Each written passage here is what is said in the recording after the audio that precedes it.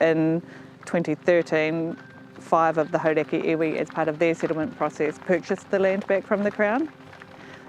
That was some 35 years of treaty negotiations that led to that. So it's been really hard fought for and hard won, and I think that puts a really interesting lens on what we do with it in the future. The first 5 years of the agreement, Landcorp was still here as 50-50 share milkers. The platform remained as a sole dairy operation.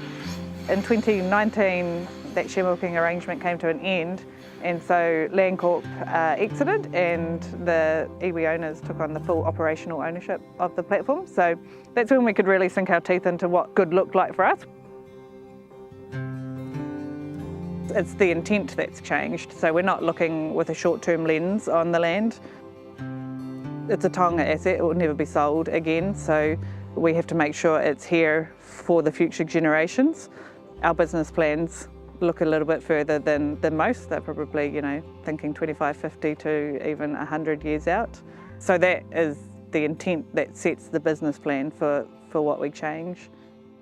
So the main changes have been diversifying land use into the highest and best uses. So moving away from dairying in some places where we felt that it wasn't sustainable, both environmentally and economically, and moving into other food producing types.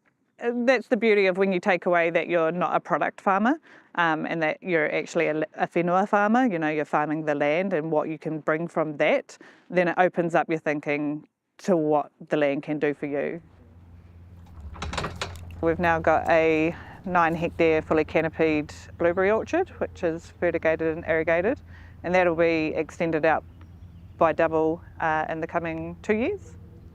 We've moved another 150 to 200 hectares away, and that's gone into arable use. So that's producing maize grain for food grade. So that goes into your things like corn chips and starch, which is going really well for us. And we've also seen some places that we've just gone, actually, there is no viable land use for these areas. They've probably been twisted and turned and tried to be something that they'll never be. At the end of the day, all that land wants to be is a peat swamp. So let it. It doesn't make any economical or environmental sense to keep pursuing it to be something else. So it's really nice to have that area now. In the 4 years since we stopped putting nutrient and chemical and I guess effort into making it be something it doesn't want to be, it's fully reverted to a peat wetland, which is just amazing to see, and kind of gives us reference to what we are doing with the rest of the whenua, because that's ultimately, we are stopping it being a peat swampland every day. So if we are going to do that, we need to make sure that we're doing that really well and with, I guess, with some pretty, gentle gloves on.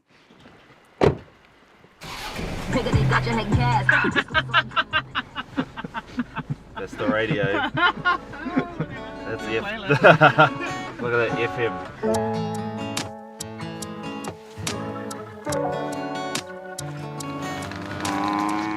As a farm manager, being able to produce food for the world is quite a cool badge to wear. Making sure we're doing the right thing for our environment and our whenua is icing on the cake.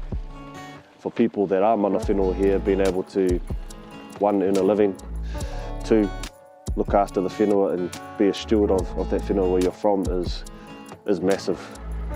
Being able to do a good job at it makes you walk a little bit taller. You feel like you get to contribute in a powerful way. It makes me feel really proud to be able to work on lands that I'm from, and especially my iwi. And to be able to represent that, it's pretty cool. I'd say I feel proud. Feel proud to be working on our land and probably be a role model for other younger generations to take on this type of mahi.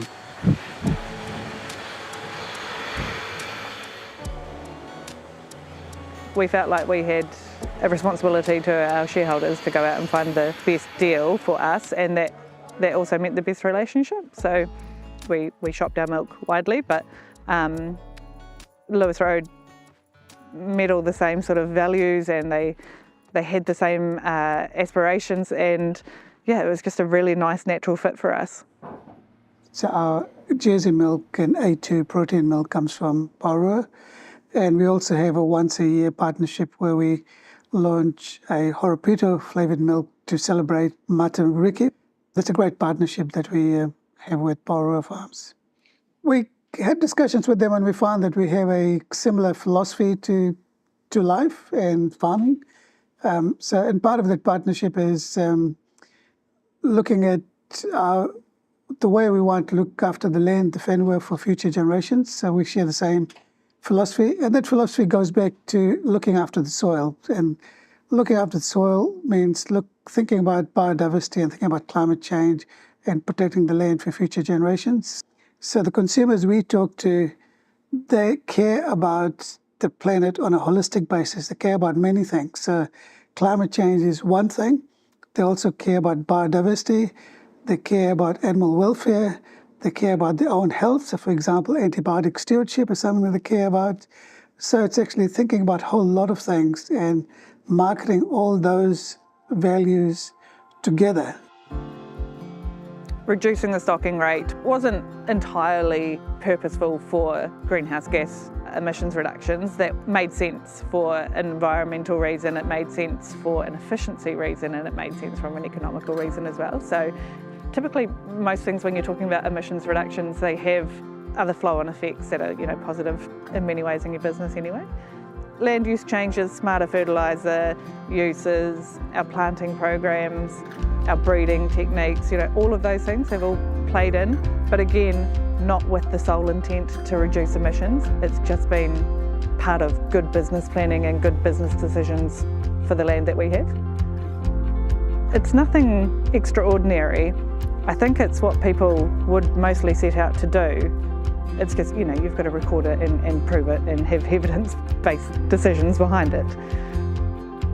We shouldn't be afraid that our customers are expecting this from us, and we shouldn't be afraid that we're not already doing it. And I think that's a real fear for some people, that they're letting the fear drive them of, well, maybe I'm not good enough, or I need to change a whole heap of things in my business.